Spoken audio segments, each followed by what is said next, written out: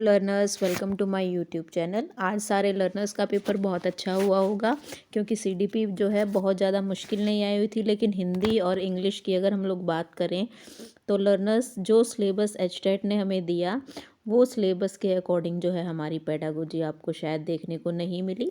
लेकिन हम लोग अपने सीडीपी की बात करेंगे तो जो भी आंसर की के आंसर मैं आपको बताऊंगी वो जो है 95% जो है आपके एक्यूरेसी के साथ होंगे। देखिए 2-3 क्वेश्चन का तो आंसर जो है कभी कभी जो है वो मैच नहीं करता है जो हमारा एचबीएससी जो आंसर की निकालेगी उसके अकॉर्डिंग। लेकिन ज़्यादातर जो है 90 से 95% आंसर्स जो है मेरे अकॉर्डिंग जो है वो करेक्ट होंगे। तो प्लीज़ आप सब लोग अपने आंसर की जो है चेक कर लीजिएगा लर्नर्स। तो चलिए स्टार्ट कर लेते हैं फर्स्ट क्वेश्चन से। देखिएगा हमारा फर्स्ट क्वेश्चन जो आया है वो क्वेश्चन क्या कहता है। देखिए first question, which type of education would be appropriate for socially deprived children, यानी कि जो सामाजिक रूप से जो वंचित बच्चे हैं उनको किस तरीके की शिक्षा उनके लिए उपलब्ध रहती है, उनके लिए उपयुक्त रहती है। तो सबसे पहले आता है इनफॉर्मल एजुकेशन, फिर आता है स्पेशल एजुकेशन, फिर है इंक्लूसिव एजुकेशन और रिलीजियस एजुकेशन। देखिए रिलीजियस एजुकेशन तो किसी तरीके से नहीं होगी। दूसरा आता है informal education. Informal education learners वो एजुकेशन जो हम लोग कहाँ से करते हैं, अपनी फैमिली से, ठीक है। फिर आता है स्पेशल एजुकेशन। स्पेशल एजुकेशन उनको दी जाती है जिन्हें किसी तरीके की कोई प्रॉब्लम होती है, फिजिकली या मेंटली, तो कोई भी इशू होता है। लेकिन हमारा जो आंसर यहाँ पर रहने वाला है वो क्या रहेगा लर्नर्स, इंक्लूसिव एजुकेशन, ठीक है। मेरे पॉइंट ऑफ व्यू से इसका आंसर क्या रहेगा, इंक्लूसिव एजुकेशन। जिस भी स्टूडेंट ने मुझे ये पेपर भेजा है उसका भी ये क्वेश्चन जो है वो ठीक है। चलिए लर्नर्स आगे नेक्स्ट क्वेश्चन देख लेते हैं। नेक्स्ट क्वेश्चन क्या आता है हमारा देखिएगा नेक्स्ट क्वेश्चन है, which of the following statement is correct regarding adolescence under Erikson psychosocial development theory, यानी कि एरिक्सन के जो साइकोसोशल थ्योरी है उसके अकॉर्डिंग जो है कौन सी स्टेटमेंट जो है बिल्कुल एक्यूरेट है। तो देखिएगा सबसे पहले, ego identity is a positive psychosocial aspect. देखिए ये बात उन्होंने बोली है, मेरे अकॉर्डिंग यही आंसर ठीक रहेगा। बाकी ऑप्शन पढ़ने की रिक्वायरमेंट नहीं है लेकिन फिर भी पढ़ लेते हैं। जो अहम पहचान एक ऋणात्मक मनोसामाजिक पहलू है, नहीं। अहम पहचान एक तटस्थ मनोसामाजिक पहलू है, ये भी नहीं होना चाहिए। अहम पहचान कोई मनोसामाजिक पहलू है ही नहीं, ये तो बिल्कुल ही गलत है। तो हमारा आंसर क्या रहने वाला है, मेरे अकॉर्डिंग लर्नर आंसर जो है वो सेकंड रहेगा, ठीक है। तो चलिए नेक्स्ट क्वेश्चन देखते हैं। नेक्स्ट क्वेश्चन आता है, which of the following characteristics is not seen in a creative child. ये बात है क्रिएटिव चाइल्ड की। तो क्रिएटिव बच्चा कौन होता है, देखिए मैंने अपने चैनल पर भी ये चीज़ बताई है। दो चीज़ें होती हैं, एक तरफ होती है हमारी क्रिएटिविटी, ठीक है, और एक तरफ होती है हमारी इंटेलिजेंस। तो जो हमारी क्रिएटिविटी है, क्रिएटिविटी के अंदर कैसी थिंकिंग होती है, डाइवर्जेंट थिंकिंग, ठीक है। और इंटेलिजेंस के अंदर जो है कैसी थिंकिंग होगी, कन्वर्जेंट थिंकिंग। जिनका कल एग्ज़ाम है लर्नर्स वो इस चीज़ को पक्का ध्यान में रखेंगे क्योंकि यहाँ से भी क्वेश्चन आपसे पूछा जा सकता है। तो 2 C कभी भी इकट्ठे नहीं होंगे, ठीक है। लर्न रखिएगा, इस चीज़ को ध्यान रखिएगा अपने माइंड में। क्रिएटिविटी के अंदर कैसी, डाइवर्जेंट थिंकिंग, और इंटेलिजेंस के अंदर कैसी थिंकिंग, कन्वर्जेंट थिंकिंग, ठीक है। ये मैं पहले भी बता चुकी हूँ डाइवर्जेंट थिंकिंग क्या है, कन्वर्जेंट थिंकिंग क्या है। अगर लर्नर्स आप में से किसी ने मेरे चैनल पर पिछली वीडियोस नहीं देखें तो प्लीज़ चैनल पर जाइए और वीडियोस देखिए, क्योंकि सारे क्वेश्चन वहीं से आ रहे हैं। पेपर के पैटर्न के अकॉर्डिंग भी अगर हम लोग चलें तो एक भी थ्योरी आपको छोड़ करके नहीं जानी है। तो प्लीज़ आप सब इस सजेशन को जो है पक्का इम्प्लीमेंट करिएगा क्योंकि यहाँ से क्वेश्चन आने वाले हैं आपके। तो देखिए इसका आंसर हमारा क्या रहने वाला है, डाइवर्जेंट थिंकिंग। अभी मैंने बताया डाइवर्जेंट थिंकिंग हमें किस में मिलती है, ठीक है, इसमें किसके अंदर, क्रिएटिविटी के अंदर। तो ये ऑप्शन ठीक है। एक्सट्रीम क्यूरियोसिटी बिल्कुल होती है, इमेजिनेशन भी की जाती है, लेकिन कन्वेंशनल थॉट नहीं होते। कन्वेंशनल थॉट का मतलब क्या होता है, जो पुरानी सोच है, पुरानी परंपराएं, पुराने आइडियाज़, ये नहीं होगा। तो मेरी तरफ से इसका आंसर क्या रहने वाला है लर्नर, ऑप्शन नंबर 4, ठीक है। चलिए आगे देख लेते हैं। नेक्स्ट क्वेश्चन आता है, which of the following characteristics does not have a positive effect on the process of socialisation. तो सोशलाइजेशन के प्रोसेस से रिलेटेड पूछा गया है, तो हमारा ऑप्शन क्या हो सकता है, सोशली अप्रूव्ड बिहेवियर, बिल्कुल ये भी होना चाहिए। Playing approved social roles, social roles को भी क्या कर लेते हैं हम लोग, अप्रूव करने की कोशिश करते हैं। इसके बाद डेवलपमेंट ऑफ सोशल एटीट्यूड, ये भी ठीक है। नेक्स्ट क्वेश्चन, नेक्स्ट पॉइंट है डेवलपमेंट ऑफ सोशल प्रिजुडाइज। ये देखिए जो जहाँ पर भी हम लोग बात करें पूर्वाग्रह की, ये चीज़ें क्या होती हैं, गलत होती हैं। मैंने अपने चैनल पर वीडियो डाली थी जेंडर स्टीरियोटाइपिंग। जेंडर बायस, तो ये उसी चीज़ से रिलेटेड है, तो इसीलिए ये ऑप्शन हमारा राइट आंसर रहेगा। तो इसमें नहीं पूछा गया है, नहीं के अकॉर्डिंग हमारा आंसर नंबर 4 बनेगा। ठीक है, इसके बाद ये देखिए विगोट्स्की से फिर से क्वेश्चन आया है। विगोट्स्की का पूछा गया है जोन ऑफ प्रॉक्सिमल डेवलपमेंट क्या है। ये मैंने अपनी जो मैंने मैराथन क्लास डाली है, मैराथन CDP वाली, ठीक है, ये आप उसमें से देखिएगा, उसमें भी मैंने ये चीज़ एक्सप्लेन की हुई है। अभी मैंने 2-3 दिन पहले ही वीडियो डाली है, उसमें ये सब कुछ एक्सप्लेन है। तो ऑप्शन हमारा क्या रहेगा, जोन ऑफ प्रॉक्सिमल डेवलपमेंट हम किसे कहते हैं लर्नर्स, जब बच्चा जो है किसी अपने से ऊपर हायर अथॉरिटी से चीज़ों को सीखने की कोशिश करता है, कुछ डायरेक्शन में सीखने की कोशिश करता है। तो इसका हमारा आंसर क्या रहने वाला है, 3। ठीक है, और देखिएगा ऑलमोस्ट सारे आंसर ठीक मिलेंगे HBSC के अकॉर्डिंग। हो सकता है 1-2 क्वेश्चन की गारंटी तो देखो कोई नहीं लेता है, लेकिन ऑलमोस्ट जो है 95% जो मैं आंसर की आपको दूंगी वो सारी ऑथेंटिक ही होगी। ठीक है, इसके बाद नेक्स्ट पॉइंट आता है, नेक्स्ट क्वेश्चन आता है, if a learner does not achieve the expected performance, कोई भी लर्नर जितना हमने सोचा है उतना परफॉर्मेंस वो अचीव नहीं कर पा रहा है, which type of the testing is done to find out the reason. तो इसके अंदर हमें क्या फाइंड आउट करना है, उस चीज़ का रीज़न फाइंड आउट करना है कि कोई बच्चा जो है जितना उसके अंदर अचीवमेंट उसे मिलनी चाहिए उतना वो अचीव नहीं कर पा रहा है, तो उसे हम क्या बोलेंगे। तो वो आंसर हमारा क्या रहने वाला है, उसे हम फॉर्मेटिव बोलेंगे, उसे हम डायग्नोस्टिक बोलेंगे, उसे हम रेमेडियल बोलेंगे, या उसे हम सबमेटिव बोलेंगे। ये मैं फिर से लर्नर्स आपको कहूँगी, जो मेरी मैराथन वीडियो है उसके अंदर मैंने ये चीज़ें स्पेशली बोली हैं और स्पेशली ये चीज़ मेंशन की गई है, फॉर्मेटिव क्या होता है, डायग्नोस्टिक क्या होता है। तो इसके अंदर हमारा जब हमें रीज़न फाइंड आउट करना है, क्या फाइंड आउट करना है लर्नर्स, रीज़न, तो हमारा आंसर क्या रहेगा, डायग्नोस्टिक इवैल्यूएशन। ठीक है, तो इसमें जो आंसर रहने वाला है वो आपका ऑप्शन नंबर 2 रहने वाला है। ठीक है, चलिए जी आगे देख लेते हैं फटाफट से। नेक्स्ट क्वेश्चन आता है, समावेशन केवल दिव्यांग लोगों तक ही सीमित नहीं है, बल्कि इसका अर्थ है किसी भी बच्चे का बहिष्कार न होना। शिक्षा में समावेशन का यह अर्थ किसके द्वारा स्पष्ट किया गया है। बिल्कुल फैक्चुअल क्वेश्चन, आपका आंसर जो है वो रहने वाला है NCF 2005। ठीक है, इसके बाद नेक्स्ट क्वेश्चन आता है, which type of changes occur in growth and development, किस किस तरीके के जो है ग्रोथ और डेवलपमेंट में जो है परिवर्तन देखे जाते हैं। तो आपका आंसर सॉरी लर्नर्स, तबीयत थोड़ी ठीक नहीं है, तो देखिए नेक्स्ट इसके अंदर ऑप्शन दिया है, change in body size, body size में चेंज होता है, बिल्कुल होता है। Change in body proportion, body के प्रपोर्शन में भी चेंज होता है। Disappearance of old features, acquisition of new features, बिल्कुल नई फीचर्स आती हैं, लेकिन क्या पुरानी चीज़ें हमारी चली जाती हैं, नहीं, पुरानी जो हमारे लक्षण हैं, जो हमारे फीचर्स हैं वो नहीं जाते हैं। तो मेरे अकॉर्डिंग जो है, जिसमें जो है आंसर जो आपका रहने वाला है ऑप्शन नंबर जो है 8 में हम लोग देखेंगे जहाँ पर C नहीं है, तो ये है A, B एंड D।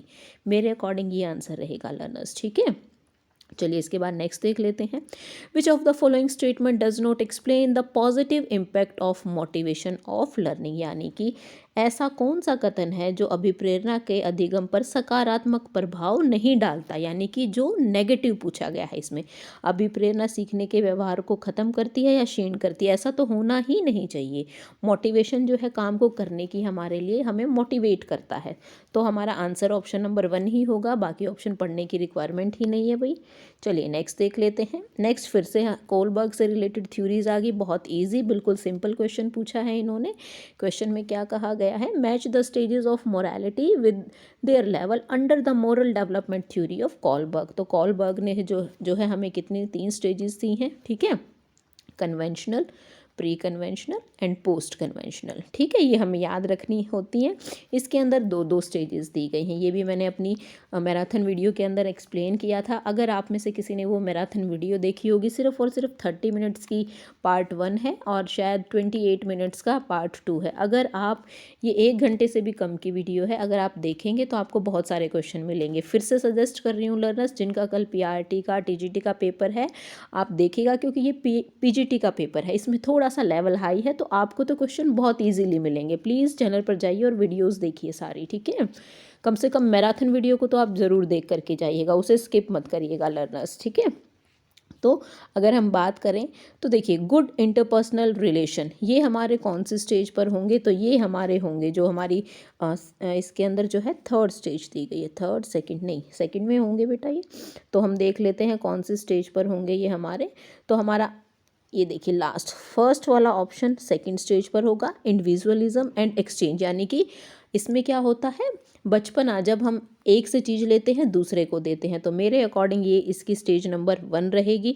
और सोशल कॉन्ट्रैक्ट तो हमें आते ही हमारी थर्ड स्टेज के अंदर है, तो मेरे अकॉर्डिंग ये ऑप्शन जो है रहने वाला है 10th का जो है 4th ऑप्शन जो है आप लोग टिक कर सकते हैं। जिसने 4th लगाया है मेरे अकॉर्डिंग वो आंसर ठीक है लर्नर्स। इसके बाद नेक्स्ट पॉइंट आता है, सॉरी क्वेश्चन आता है, when the learners learns a task automatically, जब हम कोई चीज़ ऑटोमेटिकली सीख लेते हैं विदाउट एनी डिज़ायर और purpose, then it is called, जब हम कुछ भी अचानक से कोई चीज़ सीख लेते हैं तो उसे हम क्या बोलते हैं, इंसिडेंटल लर्निंग। ये क्वेश्चन बहुत बिल्कुल ठीक है जिस भी स्टूडेंट ने ये भेजा है।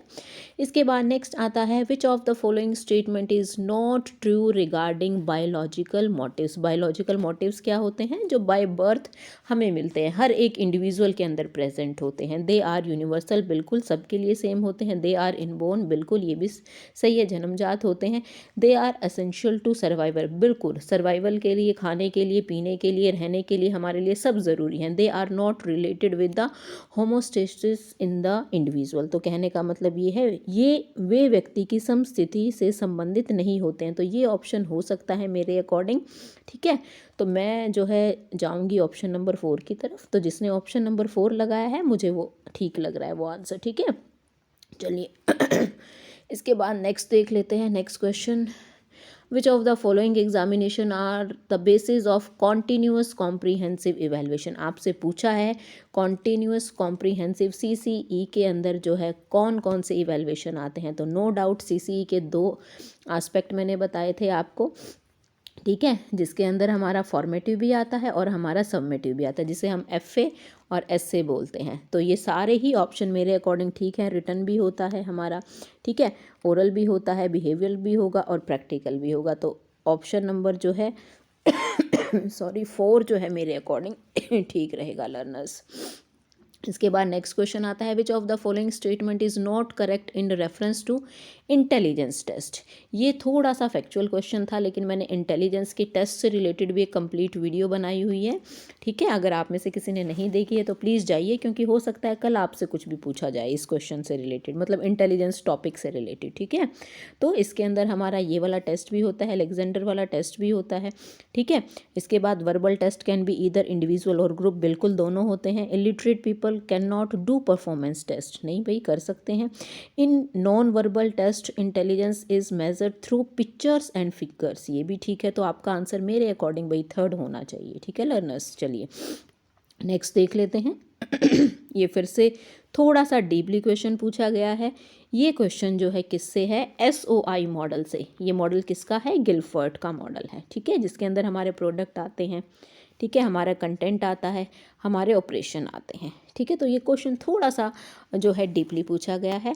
तो इसके अंदर जो है हमारा ऑप्शन नंबर 4 जो है आंसर आपका रहने वाला है, तो आप इसे देख लीजिएगा ऑप्शन नंबर 4। ठीक है, इसके बाद नेक्स्ट आते हैं नेक्स्ट क्वेश्चन पर, which one of the following is not key feature of child centred learning approach. कौन सा फीचर नहीं है इसके अंदर, तो अगर हम लोग बात करें मीनिंगफुल लर्निंग अपॉर्चुनिटीज़ बिल्कुल होना चाहिए, सिंगल लर्निंग पाथवे थोड़ा सा सोचते हैं इसको, कॉन्टीन्यूअस असेसमेंट होनी चाहिए, असेसेबल लर्निंग, बिल्कुल असेसेबल लर्निंग सेटिंग जो है ये होना चाहिए या नहीं होना चाहिए। भाई इस क्वेश्चन में जो मुझे जो लग रहा है वो ऑप्शन 2 और ऑप्शन 4 में थोड़ा सा कन्फ्यूज़न है लर्नर्स। तो मुझे इसमें जो ऑप्शन ज़्यादा जो लग रहा है वो लग रहा है मुझे ऑप्शन नंबर 2। तो फिर भी इस क्वेश्चन को हम थोड़ा सा जो है छोड़ देते हैं कि इसके अंदर आंसर की का वेट करते हैं, कौन सा आंसर की के अंदर आंसर जो है वो राइट होकर के आएगा। चलिए नेक्स्ट देख लेते हैं, Bandura. According to Bandura which is not the interrelated process of observational learning. ये बहुत ही इजी क्वेश्चन है, ये बंडूरा से के प्रोसेस से रिलेटेड है, जो बंडूरा ने थ्योरी दी है ये भी मैंने बताया है। इसके अंदर आता है हमारा अटेंशन भी आता है, हमारा डिटेंशन भी आता है, हमारा मोटिवेशन प्रोसेस भी आता है, लेकिन हमारा कंजेक्शनल प्रोसेसेस इसके अंदर नहीं आते। तो ऑप्शन नंबर 4 जो है इसका राइट आंसर रहेगा लर्नर्स। इसके बाद नेक्स्ट क्वेश्चन आता है, according to Bandura social learning theory what is it called when a person learns the same behavior by observing and repeating the behavior of others। तो Bandura ने एक ही term दी थी, वो थी हमारी मॉडलिंग। कौन सी थी? मॉडलिंग, ठीक है, जिसे हम ऑब्जर्वेशनल लर्निंग भी बोलते हैं। ये भी मैंने अपनी थ्योरीज में बताया है। लेकिन ये वाला जो टॉपिक है बंडूरा वाला, ये properly Bandura social learning theory के नाम से जो है मैंने उसके अंदर इसको मेंशन किया है। तो लर्नर्स प्लीज़ आप फटाफट से देख लीजिए जिसने नहीं देखा है, ठीक है। इसके बाद नेक्स्ट आते हैं क्वेश्चन पर। Which sub component is not included इन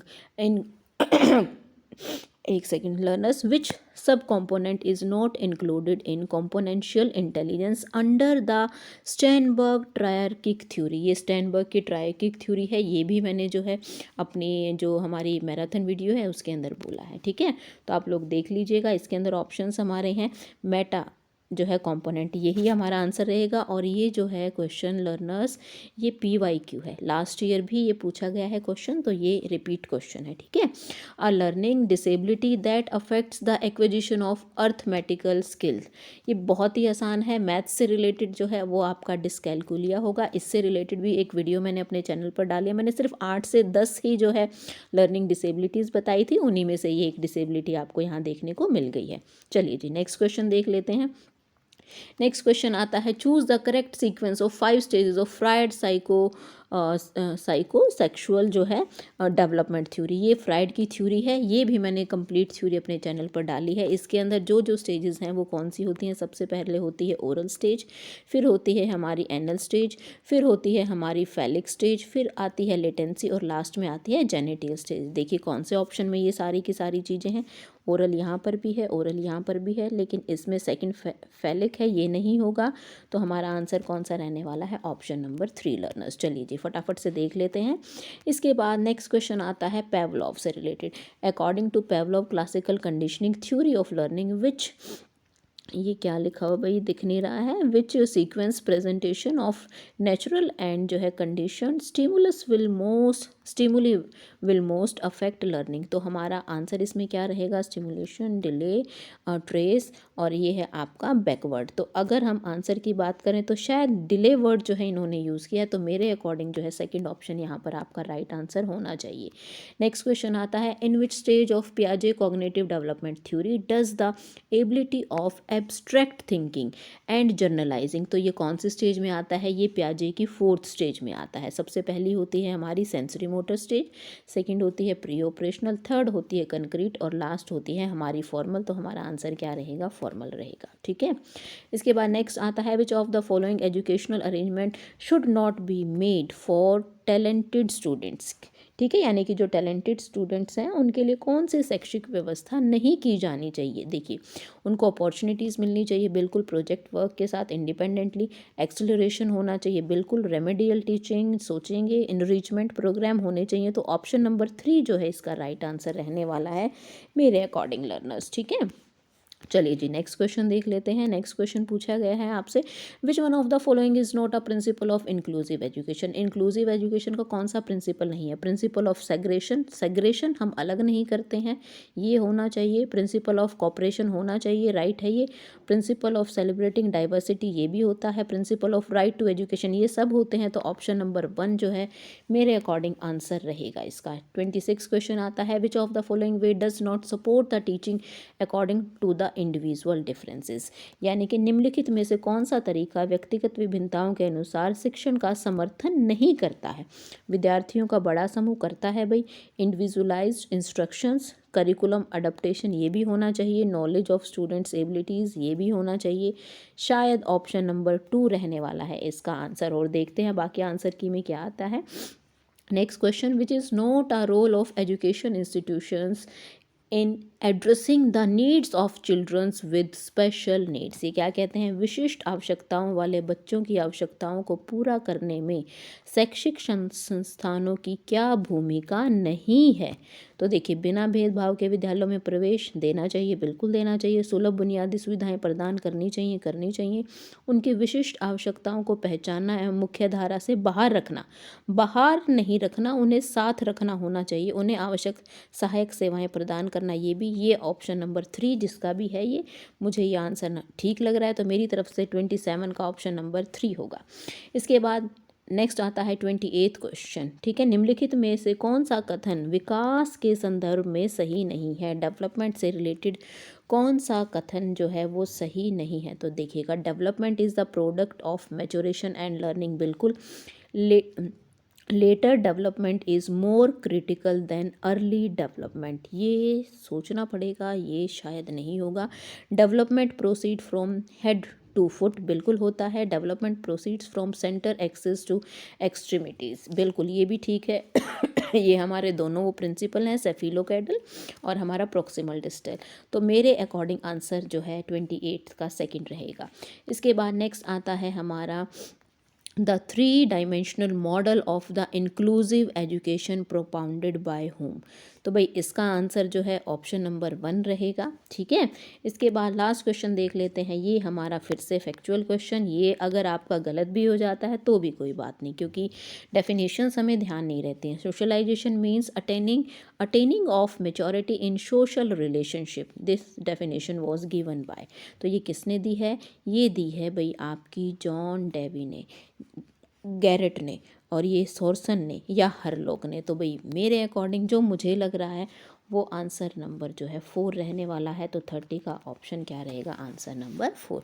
देखिए लर्नर्स, अपने तरीके से हम लोगों ने जो है सजेशन दिए हैं, थोड़ा सा आइडिया दिया है कि ये आपके आंसर की रहने वाली है। बाकी वेट करेंगे लर्नर्स, टेंशन मत लीजिएगा, जो भी हुआ आपके लिए अच्छा ही हुआ है और आपका एग्ज़ाम ईजिली क्लियर हो जाएगा।